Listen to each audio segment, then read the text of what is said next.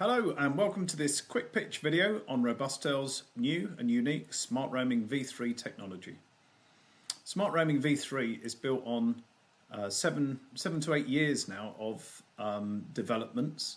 It's the third in the series, and it's evolved as customers have fed directly back about what they like about the software, what's useful, and the extensions and the new features and the new problems that need solving. So today we're going to show you that entire history. It's probably going to be a slightly longer presentation than usual, but there's a lot of detail, there's a lot of hugely valuable features, so let's dive straight in. So why did Smart Roaming start 8 years ago in the first place? It started because when you put a roaming or multi-network SIM into a router, specifically a router using automatic network selection, you don't get the results that you expected or that very often that you hoped for.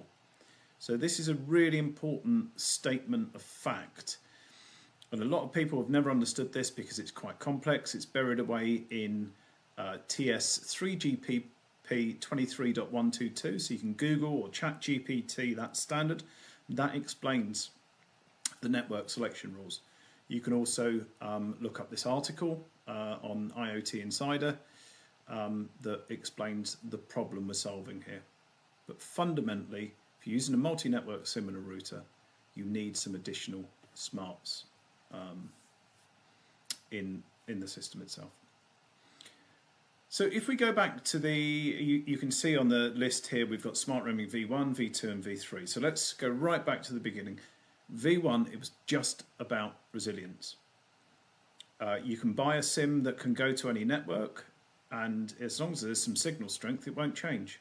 And there might be no mobile data, it might not work. So the first problem to solve was, let's make a device that's always trying to get a connection. So down in the bottom left, you can see step one.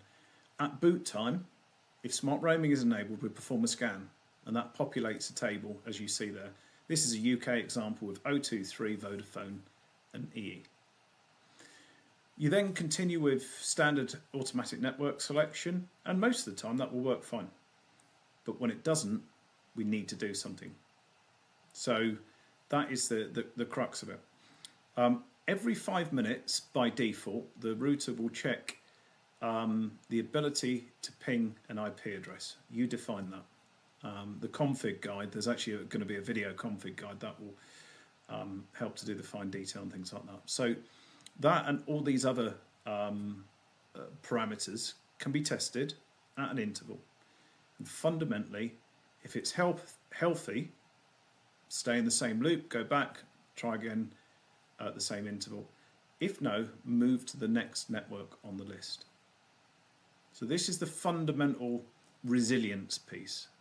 It's pretty much what everyone expected but didn't know they weren't getting when they bought a roaming SIM. So that's number one. In Smart Roaming V2, we added the ability to manually select networks at will. So it's not just about resilience. You can select a network, run a speed test. If it's good, stay there. If it's not, change networks and run another speed test. So you can manually determine the best outcomes at that point in time. Remember, these networks are very dynamic. The load on them and the RF conditions, they can change quite a bit. So that can be an important tool in your armory to be able to change that. In Smart Roaming V3, we take it to the next level. So Remote Triage allows, over a really thin connection, for you to fix remote sites very easily, very simply. And site survey is another feature that, frankly, we've been asked for 20 years. How do I know the best network on that site? Now we can tell you at the touch of a button. So let's move on to that.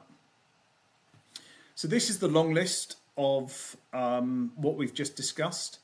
Smart Roaming V1 had the basic resilience features. V2 went on to selecting and speed testing, and V3 it's frankly a spectacular piece of software now. And if you're using multi-network SIMs, do not roll out an estate of devices around a country or around the world without some sort of tool like this. So, key things in Smart Roaming V3: remote triage and site survey. Site survey gives that classic, answers that classic question: what's the best network? What network should I use at this site? And it's amazing how many years that's been asked and how the answer has never been straightforward. So this is what you actually get when you run a site survey. And again, the detailed configuration guide will give you exactly how to set all this up. For today, it's just an introduction of the benefits. So you can literally get ping times, download, upload, RF parameters, and many other things associated with your connection that are really valuable diagnostics, and it is literally at the touch of a button. Or it can be scheduled, or it can be automatic when you plug the device in. There's some really, really smart tools in there. And because our customers aren't necessarily experts in interpreting all that data, we put together a little overlay traffic light system that just says good, medium, or bad. And this all comes into the cloud platform with Site Survey fully automatically. It's there, it's time stamped, and yeah, it's an invaluable tool. So one of the smart things under the bonnet, won't go into too much detail, but when we run a speed test in Site Survey, we suspend any existing internet traffic. So you get a more accurate speed test. Generally, if you go onto a router, click a button, say run a speed test, if there's any other data going through, maybe an IP camera, it's going to skew the results. So there's a really nice flip the firewall, suspend traffic, flip it back again during the site survey period. And then, of course, the classic utopia, we want to be able to run a survey and then go to that best network. And we can define best by the fastest upload, fastest download, or lowest latency. So they're all things that you can do in your config.